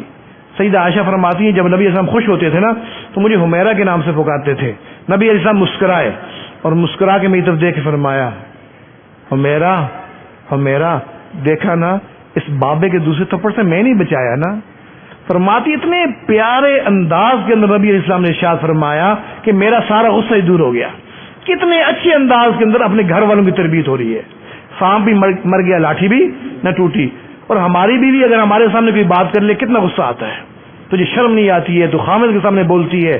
عام لوگوں کی بات نہیں کر رہا، جو نمازی لوگ ہیں اپنے آپ کو دیندار سمجھتے ہیں، ساری دینداری ان کی وہاں ختم ہو جاتی ہے۔ ذرا سی کوئی بات ہوئی نا تو منہ سے بکواسات نکلنے شروع ہو جاتے ہیں، آنکھیں سرخ ہو جاتی ہیں، جھاگ نکلنی شروع ہو جاتی ہے، تجھے شرم نہیں آتی ہے، تجھے خامد کے حقوق کا پتہ نہیں ہے۔ وہ خطیب صاحب سے جو جمعے والے دن نا خاوند کے فضائل سنے ہوتے ہیں، اس وقت اس صاحب کو سارے یاد آنا شروع ہو جاتے ہیں۔ یہ بھول جاتا ہے کہ یہ میری کوئی باندھی نہیں ہے، یہ میری رفیقہ حیات ہے، زندگی کی ساتھی ہے۔ اگر میرے اس کے اوپر حقوق ہیں تو اس کی بھی تو میرے اوپر حقوق ہیں، کل قیامت کے دن دونوں جواب دینے ہیں۔ دیکھیے نبی علیہ الصلوۃ والسلام کیسے اپنے گھر والوں کے لیے بہتر تھے۔ تو عورتوں کے لیے بھی نبی علیہ السلام رحمت بن کے آئے، بوڑھوں کے لیے بھی رحمت بن کے آئے، بچوں کے لیے بھی نبی علیہ السلام رحمت بن کے آئے۔ نبی علیہ السلام نے فرمایا جو چھوٹوں پہ شفقت نہیں کرتا بڑوں کا احترام نہیں کرتا وہ ہم میں سے نہیں ہے. یتیموں کے لیے نبی علیہ السلام رحمت بن کیا ہے. آقا علیہ السلام عید کی نماز پڑھانے تشریف لے کے جا رہے ہیں, دیکھا گلی میں بچے کھیل رہے تھے, گلی میں بچے کھیل رہے ہیں, اور ایک بچہ اپنے گھر کے دروازے کے اوپر بیٹھا ہوا ہے, ان دوسرے بچوں کو دیکھ رہا ہے, کھیل بھی نہیں رہا اور آج عید کے کپڑے بھی نہیں پہنے ہوئے, بس کچھ غمزدہ ہے, بس ان بچوں کو دیکھ ہی رہا ہے. نبی اسلام کے قریب سے گزرے, بیٹا آپ کیوں نہیں کھیلتے ہو, آپ نے تو کپڑے بھی تبدیل نہیں کیا, آج پتہ نہیں آج عید ہے. اس کی آنکھوں میں آنسو آ گئے, کہنے لگا اللہ کے محبوب صلی اللہ علیہ وسلم میں یتیم مدینہ ہوں, میں یتیم مدینہ ہوں, میرا باپ نہیں ہے جو میرے لیے کپڑے لے کے آتا, کھلونے لے کے آتا. اللہ اکبر. نبی علیہ السلام اس کے قریب ہوئے, فرمایا بیٹا تمہیں یہ پسند ہے کہ آج کے بعد تمہارا باپ محمد ہو جائے؟ اللہ کے محبوب اس سے بڑھ کے اور مجھے کیا چاہیے ہوگا, کیا وہ تربیت یافتہ بچے ہوتے تھے. اللہ کے رسول اس سے بڑھ کے میرے لیے کیا ہے. پھر فرمایا آؤ میرے ساتھ چلو. نبی اسلام واپس تشریف لے آئے گھر میں. عائشہ کہاں ہو, اس بچے کو نہلاؤ دلاؤ, کنگا کرو. حضرت عائشہ لے گئی ان کو نہلانے کے لیے. اتنے میں نبی اسلام نے پیغام بھیجا سیدہ فاطمہ کے ہاں کہ حسن اور حسین کی کوئی چادریں ہوں تو وہ بھیج دینا. چنانچہ ایک چادر حضرت حسن کی مل گئی, ایک حضرت حسین کی مل گئی, 2 چادریں آ گئی. اتنے بچہ نہا کر سیدہ عائشہ نہلا کر باہر لے کے آ رہی ہیں. نبی علیہ السلام نے اپنے ہاتھ مبارک سے ایک چادر اس کو نیچے باندھی اور ایک چادر اوپر اڑا دی. پھر نبی علیہ السلام نے پوچھا بیٹا تمہیں یاد ہے تم پچھلے سال کس طریقے سے اپنے ابا کے ساتھ گئے تھے؟ اس نے کہا اللہ کے رسول میں چھوٹا تھا, ابا نے مجھے کندھے کے اوپر اٹھایا ہوا تھا. نبی اسلام تشریف فرما ہو گئے, فرمایا آج تم مجھ محمد کے کندھے کے اوپر بیٹھ کے جاؤ گے. اپنے کندھے کے اوپر بٹھا لیا. باہر نکلے, وہ بچے جو کھیل رہے تھے نا تو انہوں نے پہچان لیا, ان میں ایک سمجھدار بچہ تھا, اس نے پہچانا لڑکا تو وہی ہے جو یہاں بیٹھا ہوا تھا. یہ کیا ہے؟ وہ گندے کپڑے پہنے ہوئے تھے, بھی صاف ستھرے کپڑے پہنے ہوئے ہیں اور آقا علیہ السلام کے کندھے کے اوپر بیٹھا ہوا ہے. اس نے پیچھے سے اشارہ کی یہاں کیسے بیٹھ گئے؟ تو اس نے کہا کہ نبی علیہ السلام نے مجھے اپنا بیٹا بنا لیا ہے. کہتے ہیں کہ اس بچے کی چیخ نکلی, اس نے کاش کہ آج میرا باپ بھی فوت ہو چکا ہوتا اور آقا علیہ السلام مجھے بھی اپنا بیٹا بنا لیتے. پھر نبی علیہ السلام اسی کیفیت کے اندر تشریف لے گئے عیدگاہ میں, بچے کو کندھے سے اتارا, ممبر کے اوپر تشریف لائے.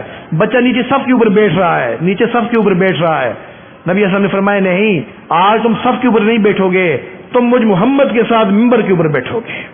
آپ نے ساتھ ممبر کے اوپر بٹھایا. پھر لوگوں کی طرف متوجہ ہوئے, لوگوں انا وکافر الیتیم ہاکذا, میں اور یتیم کا کفالت کرنے والا قیامت کے دن یوں برابر ہوں گے جیسے ہاتھ کی 2 انگلیاں برابر ہوتی ہیں. تو یتیموں کے لیے نبی علیہ السلام رحمت بن گیا ہے, بلکہ نبی علیہ السلام حیوانات کے لیے بھی رحمت بن گیا ہے. نبی علیہ السلام کی تشریف آوری سے پہلے بارشیں نہیں ہوتی تھی نا, کب رک جاتی تھی بارشیں, لوگ جانوروں کے دم کے ساتھ کچھ کپڑے یا کچھ چیزیں باندھ کر آگ لگاتے تھے, جس سے جانور کو تکلیف ہوتی تھی, وہ تڑپتا تھا, یہ خوش ہوتے تھے, یہ تڑپے گا رب تعالیٰ بارش برسائے گا. نبی علیہ السلام نے فرمایا لوگوں یہ جانور اللہ کی مخلوق ہے, ان کو یوں تکلیف نہ دیا کرو. آپ علیہ السلام کھڑے ہیں, کئی واقعات حدیث میں مختلف موقع پہ ایسے ہوا ہے کہ اونٹ بھاگتے ہوئے آتے ہیں. ایک اونٹ بھاگتا ہوا آیا, نبی علیہ السلام کے پاؤں مبارک کے اوپر اپنا سر رکھ لیا, آوازیں نکال رہا ہے. نبی علیہ السلام نے فرمایا کہاں ہے اس کا مالک, بلاؤ اس کو. مالک کو بلایا گیا. فرمایا یہ اونٹ تیری شکایت کر رہا ہے, یہ کہہ رہا ہے کہ مجھے پورا چارہ بھی نہیں دیتا اور میرے اوپر میری طاقت سے زیادہ بوجھ لاتا ہے. دیکھو یہ اللہ کی مخلوق ہیں, ان کے اوپر زیادہ بوجھ نہ لادا کرو اور وقت کے اوپر ان کو چارہ پانی دیا کرو. تو نبی علیہ السلام جانوروں کے لیے رحمت بن کیا ہے. نبی علیہ السلام نباتات کے لیے رحمت بن کیا ہے. آقا علیہ السلام نے ارشاد فرمایا لوگوں کسی سایہ دار درخت کے نیچے پیشاب پخانہ نہ کیا کرو. اللہ کے محبوب سے کیا وجہ ہے؟ فرمایا تم دیکھتے نہیں جب سورج چل رہا ہوتا ہے ان کے سایہ گھٹ بڑھ رہا ہوتا ہے, اللہ کے رسول دیکھتے ہیں. فرمایا یہ اللہ کی حضور عبادت کر رہے ہوتے ہیں. اللہ لوگوں جنات کی نبی ہم رحمت بن کیا ہے. فرمایا جنات تمہاری غذا کیا ہے؟ اللہ کے رسول یہ ہڈیاں ہماری غذا ہیں. آپ لوگوں سے کہیں نا یہ اس کے ساتھ استنجا نہ کیا کریں. لوگوں تم ہڈیوں کے ساتھ استنجا نہ کیا کرو, یہ جنات کی خوراک ہے. اور سنو جب تمہیں ویرانے میں جانا پڑے, یہ بیت الخلا جانا پڑے نا, تو وہاں دعا پڑھ لیا کرو, بسم اللہ پڑھ لیا کرو. یہ دعا یہ بسم اللہ تمہارے اور جنات کے درمیان پردہ بن جائے گی. جنات کو پردے کا مسئلہ نہیں بنے گا. آج ہم بے دڑ چلے جاتے ہیں نا بیت الخلاؤں میں اور پھر باہر نکلتے ہیں اور یہ سمجھ نہیں آتی کچھ پتہ نہیں کچھ ہو گیا ہے، کسی نے کچھ کر دیا ہے. کوئی کچھ نہیں کرتا، ہم سنت کے خلاف زندگی گزارتے ہیں. اب بغیر دعائیں پڑھے ہوئے جب باتھ روم میں جاتے ہیں وہاں تو شیاطین ہوتے ہیں. حدیث میں آتا ہے جب دعا بسم اللہ پڑھے بغیر بندہ باتھ روم میں چلا جاتا ہے، شیاطین اس بندے کی شرمگاہ کے ساتھ کھیل رہے ہوتے ہیں، اور پھر جو ہے وہ جب اثرات کرتے ہیں تو پھر ہم پریشان ہوتے ہیں. نہیں تو فرمائے دیکھو تم جو میں بیت الخلاء جانا پڑے یا ویرانے میں جانا پڑے، تم بسم اللہ پڑھ لیا کرو، دعا پڑھ لیا کرو، تو جنات کو پردے کا مسئلہ نہیں بنے گا. جنات کے لیے نبی علیہ السلام رحمت بن کے آئے. نبی علیہ السلام کے لیے جمادات کے لیے رحمت بن کے آئے. نبی علیہ السلام تشریف لاتے تھے تو ایک پہاڑی تھی، وہ اونچی آواز سے کہتی تھی السلام علیکم یا رسول اللہ. نبی اسلام ارشاد فرماتے ہیں ہاں میں جانتا ہوں یہ نبوت سے پہلے بھی مجھے یہ پہاڑ سلام کرتا تھا، اب بھی سلام کرتا ہے. ایک اور پتھر تھا سیدہ صدیق اکبر کے گھر کے اندر، نبی اسلام اس کے ساتھ جا کے ٹیک لگاتے تھے. وہ بہت خوش ہوتا تھا کہ آقا علیہ السلام میرے ساتھ ٹیک لگاتے ہیں. تو نبی علیہ السلام پتھروں کے لیے بھی رحمت بن کے آئے، نباتات کے لیے بھی رحمت بن کے آئے، جمادات کے لیے بھی رحمت، ساری مخلوقات کے لیے رحمت بن کے آئے. آپ تشریف لے جا رہے ہیں، ایک جگہ یہودی کھڑا ہے، اس نے ایک ہرنی پکڑی ہوئی ہے، شکار کر کے لایا ہوا ہے، اس نے گلے میں پھندا ڈالا ہوا ہے، پکڑا ہوا ہے. نبی اسلام کو دیکھتی ہے وہ ہرنی، کہتی اللہ کے رسول مجھے اس نے جو ہے پکڑ لایا ہے، سامنے پہاڑی میں میرے بچے ہیں، وہ اس وقت بھوک ان کو لگی ہوئی ہے، میری مامتا جو ہے جوش ماری ہے میری کہ میں جا کے ان کو دودھ پلا کے آ جاؤں، آپ اس کو کہیں مجھے چھوڑ دے رہے میں دودھ پلا کے واپس آ جاؤں گی. نبی اسلام نے ارشاد فرمایا بھائی اس کو چھوڑ دو، یہ واپس آ جائے گی، بڑی مشکلوں سے میں نے اس کو پکڑا ہے، اور آپ کہتے چھوڑ دو، کون ضمانت دیتا ہے؟ میں محمد ضمانت دیتا ہوں، یہ واپس آ جائے گی. انسانوں کی نہیں، جانوروں کی. آقا صاحب وہاں کھڑے ہیں، وہ دل میں کہہ رہا ہے اگر یہ آج واپس نہ آئی نا تو میں مکہ کے چوک کے اوپر جا کر شور شرابہ کروں گا. اپنے آپ کو نبی کہتے ہیں اور اس کی تو بات بھی سنتا ہی نہیں ہے. نبی اسلام وہاں کھڑے ہیں، تھوڑی دیر گزری تھی کہ وہ اونٹنی چھلانگے مارتی مارتی واپس آ رہی ہے. نبی اسلام کو شکریہ ادا کیا اور یہودی کے پھندے میں اپنا سر دے دیا. یہودی حیران پریشان، انسان تو انسان، جانور بھی اس کی بات مانتے ہیں. کہنے لگا اے محمد جانے سے پہلے مجھے بھی کلمہ پڑھا دو. اللہ اکبر. تو نباتات کے لیے نبی اسلام رحمت بن کے آئے، فرشتوں کے لیے نبی اسلام رحمت بن کے آئے. پوچھا جبرائیل ساری مخلوقات نے میری رحمت للعالمین سے حصہ پایا ہے، کیا تمہیں بھی کوئی حصہ ملا ہے؟ اللہ کے محبوب مجھے بھی حصہ ملا ہے، ہمیں بھی حصہ ملا ہے. تمہیں کیسے حصہ ملا؟ اللہ کے محبوب آپ کی تشریف آوری سے پہلے ہر وقت مجھے اپنے انجام کا ڈر لگا رہتا تھا، پتہ نہیں میرا خاتمہ کیسا ہوگا، اس لیے کہ میں دیکھ چکا شیطان جس کا نام عزازیل تھا، اتنے اسے سجدے کیے ہوئے تھے، اتنا عبادت گزار تھا، لیکن رب نے اس کی عبادت کو ٹھکرا دیا. بلم بن باورا نے 400 سال تک سجدے کیے تھے، رب تعالیٰ نے اس کی عبادت کو ٹھکرا دیا. فرمایا فَمَثَلُهُ كَمَثَلِ الْكَلْبِ، اس کی مثال تو کتے جیسی ہے. تو مجھے ڈر لگا رہتا تھا پتہ نہیں میرے ساتھ کیا معاملہ ہو. اللہ کے محبوب آپ تشریف لائے، آپ کی پوری آیات اتری، انہ لقول رسول کریم ذی قوت عند ذی العرش مکین مطاع ثم امین. مجھے اطمینان ہو گیا کہ میرا خاتمہ اچھا ہو جائے گا. تو نبی اسلام سارے جہانوں کے لیے رحمت بن کیا ہے. یہی وجہ ہے کہ انبیاء بھی دعائیں کرتے تھے، اللہ ہمیں بھی آخری نبی کی امت میں پیدا کرنا. تقریباً 10 کے قریب ایسے نبی ہیں جن کے نام کتابوں میں آتے ہیں جن نے یہ دعا کی تھی اللہ ہمیں بھی آخری نبی کی امت میں پیدا کرنا. موسیٰ علیہ السلام نے دعا کی ہے، سلیمان علیہ السلام نے دعا کی، یعقوب علیہ السلام نے دعا کی، یوسف علیہ السلام نے دعا کی. کسی نبی کی دعا قبول نہیں ہوئی سوائے عیسیٰ علیہ السلام کے. اللہ رب العزت نے ہم سب کو بغیر کسی درخواست کے آقا علیہ السلام کی امت میں پیدا فرمایا. یہ رب تعالیٰ کا ہمارے اوپر کتنا بڑا کرم ہے. تو یہ ربیع الاول کا مہینہ یہ ہم سے یہی تقاضا کر رہا ہے کہ جب رب نے اتنا فضل فرمایا کہ ہمیں آقا علیہ السلام کی امت میں پیدا فرمایا، امت میں پیدا ہونے کی وجہ سے ہماری شکلیں بھی تبدیل نہیں ہوتی. سابقہ امتوں میں لوگوں کی شکلیں تبدیل ہو جاتی تھی گناہوں کی وجہ سے، اس امت میں پیدا ہونے کے صدقے شکلیں بھی تبدیل نہیں ہو رہی. سابقہ امتوں میں گناہ معاف کرنے کے لیے گردنوں کے اوپر تلواریں چلانی پڑتی تھی، اور آج ایک دفعہ بندہ کہتا ہے اللہ میری توبہ، اللہ میری توبہ. اللہ تعالیٰ سارے گناہ معاف فرما دیتے ہیں، ساری زندگی کے گناہ معاف فرما دیتے ہیں، کوئی انتظار نہیں فرماتا. شیطان وسوسہ ڈالتا نا، یار مولوی صاحب کی بات تو بڑی اچھی لگ رہی ہے، یار میری کیا توبہ. جب اس قسم کا خیال آئے سمجھ لیں یہ شیطان محنت کر رہا ہے. اتنا کوئی باپ اپنے بھاگے ہوئے بیٹے کے واپس آنے کا انتظار نہیں کرتا، کوئی ماں اپنے ناراض بیٹی کے راضی ہونے کا اتنا انتظار نہیں کرتی جتنا انتظار رب تعالیٰ اپنے گنہگار بندے کی توبہ کا کر رہا ہوتا ہے. کبھی میرا بندہ توبہ کرے گا میں اس کی توبہ قبول کر کے اس کے گناہوں کو معاف فرما دوں. تو آج اس محفل میں پکا ارادہ کریں اللہ آج کے بعد ہم آپ کی نافرمانی نہیں کریں گے۔ محترم دوستوں بزرگوں، میں کوئی قصے کہانیاں سنانے کے لیے آپ کے پاس نہیں بیٹھا ہوا، میں یہ جو آپ کو سچی بات کہتا ہوں، میں باوضو بیٹھا ہوں، اللہ کے گھر میں بیٹھا ہوں۔ اگر آج ہم جتنے لوگ بیٹھے ہوئے ہیں، ہم سب مجھ سمیت اگر سچے دل کے ساتھ توبہ کر لیں نا، سچے دل کے ساتھ توبہ کر لیں، سالوں کی بات نہیں کر رہا، آپ لکھ لیجئے اپنے پاس، سالوں کی بات نہیں کر رہا، مہینوں کی بات بھی نہیں کر رہا، میں 1 مہینے کی بات بھی نہیں کر رہا۔ آج کیا دن گزرا ہے؟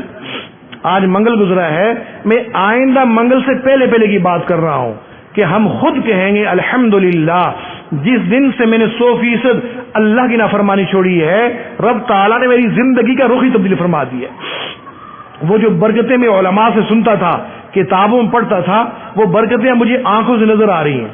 وہ ہوا معاکم اینما کنتم، وہ اللہ تمہارے ساتھ ہے تم جہاں کی ہو۔ یہ معیت الہی والی کیفیت بندے کو محسوس ہونا شروع ہو جاتی ہے۔ اللہ رب العزت ہم سب کے سب گناہوں کو معاف فرمائے اور ہمیں سنت بھری زندگی گزارنے کی توفیق عطا فرمائے۔ رب تعالی سنتوں کی محبت ہمارے دل میں پیدا فرما دے، آقا اسلام کی محبت ہمارے دل میں پیدا فرمائے۔ رب تعالی اپنی محبت خاصہ ہم کو عطا فرما دے۔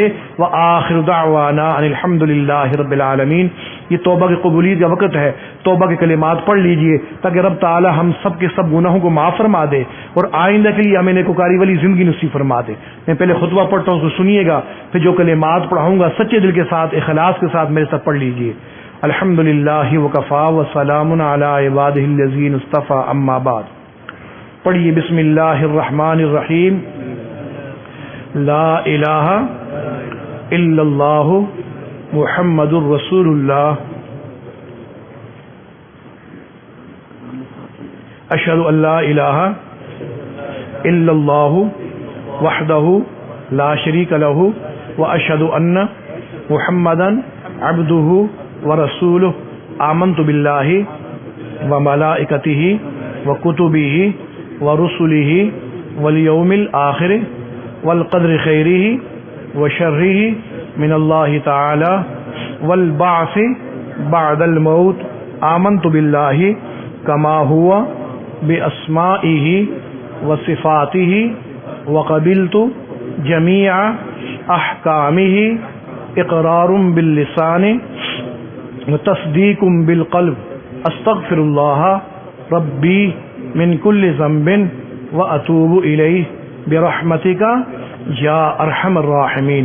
ان کلمات کے پڑھنے سے ہم توبہ طائب ہو چکے ہیں۔ اگر سچے دل کے ساتھ یہ کلمات پڑھے ہیں، اللہ رب العزت نے سب کا سب گناہوں کو معاف فرما دیا۔ آئندہ کے لیے اپنے آپ کو گناہوں سے بچانے کی کوشش کریں گے نا انشاءاللہ۔ چند معمولات ہیں، وظائف ہیں، اگر ہم ان کی پابندی کر لیں گے اللہ تعالیٰ ہمیں نیکی کی توفیق عطا فرمائیں گے، گناہوں کی نفرت ہمارے دل میں بٹھا دیں گے۔ اس میں سے پہلی چیز ہے استغفار کرنا، استغفر اللہ ربی من کل ذنب واتوب الیہ، 100 دفعہ صبح 100 دفعہ شام پڑھ لیں، زیادہ کی کوئی حد نہیں، جتنا چاہے زیادہ پڑھے۔ دوسری چیز ہے آقا علیہ السلام کی درود شریف پڑھنا، ایک مختصر سا درود شریف، اللہم صلی علی سیدنا محمد وعلی آل سیدنا محمد وبارک وسلم، یہ بھی کم از کم 100 دفعہ صبح 100 دفعہ شام پڑھ لیں۔ تیسرا ہے قرآن پاک کی تلاوت کرنا، 1 سپارہ، پونا سپارہ، آدھا سپارہ، جتنا ہو سکتا ہے روز پڑھ لیں۔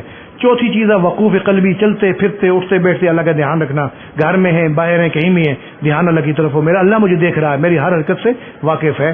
یہ شارٹ کٹ راستہ ہے اپنے اللہ تک پہنچنے کا، کسی کیا معلوم بندہ کیا سوچ رہا ہے۔ اور پانچویں چیز ہے ذکر قلبی، مراقبہ۔ ذکر قلبی کہتے ہیں اپنے دل سے اپنے اللہ کو یاد کرنا۔ اس کا طریقہ کار یہ ہے کہ انسان کی بائیں پسلی نیچے انسان کا دل ہوتا ہے، اس کے اوپر یہ خیال رکھ کے بیٹھنا ہوتا ہے کہ اللہ کی رحمت آ رہی ہے، دل میں جا رہی ہے، دل اللہ اللہ کر رہا، میں اس کو سن رہا ہوں۔ سننے کی کوشش کرنی ہے، زبان سے پڑھنا نہیں ہے۔ بہتر طریقہ یہ ہے صبح شام جب بھی وقت مل جائے کم از کم 15-20 منٹ کے لیے اپنی آنکھیں بند کر کے دل کی طرف متوجہ ہو کے بیٹھ جائیں، یوں خیال کریں کہ اللہ کی رحمت آ رہی ہے، دل میں جا رہی ہے، دل اللہ اللہ کر رہا، میں اس کو سن رہا ہوں۔ اس کو کہتے ہیں ذکر قلبی کرنا، مراقبہ کرنا۔ اللہ رب العزت ان معمولات کے اوپر پابندی کی توفیق نصیب فرما دے، دعا فرما لیجیے۔ الحمدللہ رب العالمین والعاقبۃ للمتقین والصلاۃ والسلام علی سید الاولین والآخرین وعلی آلہ وصحبہ اجمعین۔ اے کریم پروردگار، ہم سب تیرے عاجز اور مسکین بندے ہیں، اللہ ہم سب کے گناہ معاف فرما، ہماری خطاؤں سے درگزر فرما، ہمارے عیبوں کے اوپر پردہ پوشی فرما، اللہ ہمارے آنے والے وقتوں کو گزرے وقتوں سے بہتر بنا، آنے والی زندگی کو گزری زندگی کے لیے کفارہ بنا۔ کریم پروردگار، جو گناہ ہم سے دن میں ہوئے ان کو بھی معاف فرما، جو راتوں میں ہوئے ان کو بھی معاف فرما، جو چھپ چھپ کے کیے ان کو بھی معاف فرما، جو اعلانیہ کیے ان کو بھی معاف فرما، اللہ جو یاد ہے ان کو بھی معاف فرما، جو گناہ ہم کر کے بھول گئے مولا ان کو بھی معاف فرما۔ اے بے کسوں کے دستگیر، اے ٹوٹے دلوں کو تسلی دینے والے، اے پیارے اللہ ہمارے ساتھ رحمت والا معاملہ فرما، کرم والا معاملہ فرما۔ اللہ آج کافر کھل کے کہتا ہے مسلمانوں کہاں ہے تمہارا اللہ، کیوں نہیں تمہاری مدد کرتا؟ اے کریم پروردگار اگر آپ بھی ہمیں چھوڑ دیں گے، ہمارا تو آپ کے علاوہ کوئی پروردگار نہیں ہے۔ یہ در ہمیں آقا علیہ السلام نے بتلایا ہے، میرے امتیوں تمہیں جب بھی مانگنا ہو اس در سے مانگا کرو، یہ وہ داتا ہے جو دے کر خوش ہوتا ہے۔ اے کریم پروردگار اگر کوئی رام رام کہتا ہوا جہنم میں جا گرتا ہے، اس کی زندگی پر اتنا افسوس نہیں ہوتا جتنا اس بندے کی زندگی کے اوپر افسوس ہوتا ہے جو پوری زندگی اپنے آپ کو مسلمان کہتا رہا، مسجدوں سے تعلق رہا، مدرسوں سے خانقاہوں سے تعلق رہا، نیک جماعتوں کے ساتھ چلتا پھرتا رہا، وہ اگر ناکام ہو جاتا ہے اس کی زندگی کے اوپر افسوس ہے۔ کل کافر کہیں گے ان کو کیا ہو گیا، یہ تو مسجدوں مدرسوں خانقاہوں کے مینڈے ہوتے تھے، یہ بھی ادھر ہی چلے آئے۔ اللہ اس دن کی رسوائی سے بچا لیجئے پیارے اللہ، ہمارے ساتھ رحمت والا معاملہ فرما دیجئے پیارے اللہ جی۔ آپ نے فرمایا وَأَمَّا السَّائِلَ فَلَا تَنْهَرْ کہ مانگنے والوں کو جھڑکی نہ دیا کرو۔ اللہ ہم کمزوروں کو حکم دیا کہ ہم مانگنے والے کے سامنے انکار نہ کریں۔ اللہ ہم بھی تو آپ کے در کے اوپر بیٹھے ہوئے، آپ یہاں سے کسی کو خالی ہاتھ نہ اٹھائیے گا پیارے اللہ۔ آپ نے فرمایا یا ایھا الناس انتم الفقراء، لوگوں تم سب کے سب فقیر ہو۔ دوسری جگہ آپ نے فرمایا انما الصدقات للفقراء کہ صدقے فقیروں کے لیے ہیں۔ اللہ جب ہم سب فقیر، صدقے بھی فقیروں کے لیے ہیں، تو پیارے اللہ ہم سب کو معاف کر کے صدقہ فرما۔ اللہ جتنی بھی پریشان حال ہے سب کی پریشانیاں دور فرما، جو اولاد کی وجہ سے پریشان ان کی پریشانیاں دور فرما، جو گھر بار کی وجہ سے پریشان ان کی پریشانیاں دور فرما، جو صحت کے معاملے میں پریشان ان کی پریشانیاں دور فرما۔ مولا اٹکے ہوئے کاموں کو حل فرما، مشکلوں کو دور فرما۔ مولا جن گھروں کے اندر آپس میں لڑائی جھگڑے چلتے رہتے ہیں وہاں محبتیں پیدا فرما، جن گھروں کے اندر جوان بچے جوان بچی ہیں ان کے لیے نیکوکار جوڑ پیدا فرما، ماں باپ کو ان کا فرض ادا کرنا آسان فرما، بے اولادوں کو نیک صالح اولاد عطا فرما۔ اللہ جن کی اولاد ہے ان کو نیک بنا، ماں باپ کی آنکھوں کی ٹھنڈک بنا پیارے اللہ۔ جو قرض دار ہے قسط اخلاصی کے اسباب مہیا فرما، جو بے روزگار ان کو حلال طیب روزگار عطا فرما پیارے اللہ۔ اس محفل میں جو لوگ بیمار ہیں، کہ جو ہمارے عزیز و اقارب بیمار ہیں، چھوٹے بڑے مرد عورتیں گھروں میں اسپتالوں میں، اللہ سب کو شفا عطا فرما۔ مولا جو ہمارے عزیز و اقارب دنیا سے جا چکے اللہ سب کی بخشش فرما۔ اللہ ہماری ان دعاؤں کو اپنی رحمت سے قبول فرما۔ صلی اللہ تعالی علی خیر خلقہ محمد وعلی آلہ وصحبہ اجمعین برحمتک یا ارحم الراحمین۔